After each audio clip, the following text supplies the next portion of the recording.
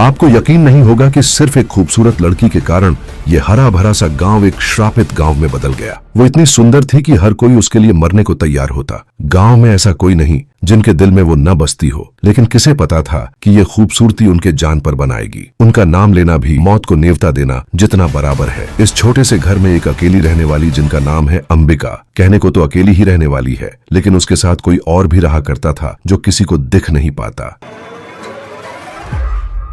अंबिका जहां भी जाती वहां ऐसा कोई नहीं होता कि उसे देखकर अंबिका को पाने की इच्छा न हो। अब चाहे वो बूढ़े हो या जवान, जब अंबिका कुएं से पानी निकाल रही होती है तब एक लड़का जो उसे घूर घूर कर देख रहा था, उस इंसान को अंबिका की सिर्फ खूबसूरती दिखाई है दे रही होती है। लेकिन अगले ही दिन उस लड़के की लाश उसी कुएं में पड़ी हुई मिलती है। गांव के लोग इसे हादसा मानकर भुला देते हैं, लेकिन ये तो अभी शुरुआत थी। एक बार जब अंबिका कपड़े बदल रही होती है तब एक लड़का जो चुपके से झांक कर अंबिका को देख रहा होता है, उसे नहीं पता कि इसकी कीमत उसे चुकानी होगी। अगले दिन वो भी लड़का एक बिजली के खंभे पर जलकर लटका हुआ होता है। गांव वाले उसे देखकर जल्दी से नीचे लाते हैं, लेकिन गांव वाले ये समझ नहीं पाते कि आखिर ये सब हो क्या रहा है। गांव में हर जगह यही बात हो रही थी कि अचानक ये सब कैसे हो रहा है। तभी एक फकीर बाबा आता है और गांव वालों से कहता है, जब तक वो लड़की इस गांव में है हर रोज कोई ना कोई मरता रहेगा।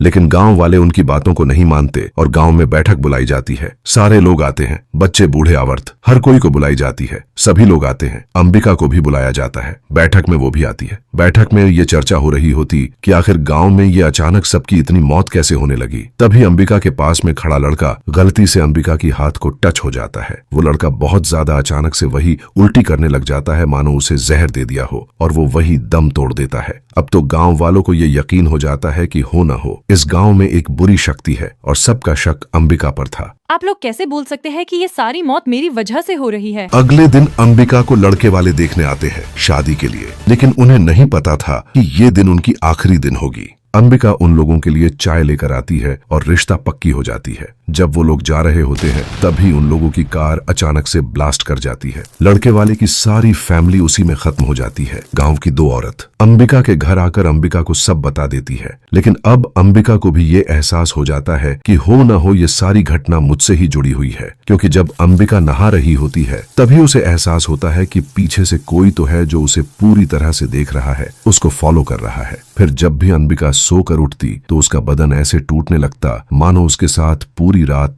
कुछ ना कुछ तो हुआ है, क्योंकि जब अंबिका खुद का कपड़ा देखती है खुली हुई तो हैरान रह जाती है। अब अंबिका को ये यकीन हो जाता है कि कोई तो है जो उसके साथ हमेशा रहता है। अंबिका को समझ नहीं आता वो इस छुपी हुई शक्ति को बाहर कैसे निकाले। एक रात सोने से पहले अंबिका अपने बेडरूम में हर जगह पर सीसीटीवी कैमरा फिक्स कर देती है। फिर अंबिका नींद से सोने की नाटक करने लगती है। कुछ देर बाद रूम की लाइट अपने आप ही ब्लिंक करने लग जाती है, मानो अब आने वाला हो। फिर अंबिका के पास वो छुपी हुई शक्ति आती है अंबिका के बेड पर ही, और अब अंबिका के दोनों हाथों को खोल देता है और फिर धीरे धीरे अंबिका के कपड़ों को अलग करने लगता है। अंबिका अब भी सोने का नाटक कर रही होती है। फिर जब अंबिका के कपड़े बेहद ज्यादा खुल जाते हैं तभी अंबिका जल्दी से उठकर बेड पर बैठ जाती है, और उस बुरी शक्ति को देख के कर अंबिका जल्दी से बेड से नीचे उतरती है और उस बुरी शक्ति को कहती है, तुम कौन हो?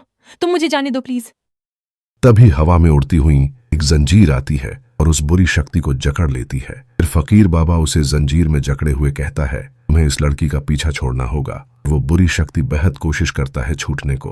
ये सब देख के अंबिका डर चुकी थी बहुत। तभी फकीर बाबा एक चिराग में उस बुरी शक्ति को कैद कर लेता है पूरी तरह से। रो रही अंबिका से फकीर कहता है, अब तुम आजाद हो, तुम खुशी खुशी शादी कर सकती हो। ये कहते हुए फकीर बाबा उस बूढ़ी शक्ति को अपने साथ ले जाता है। बाकी आप बताओ कमेंट में, अगर आप अंबिका होते तो क्या करते?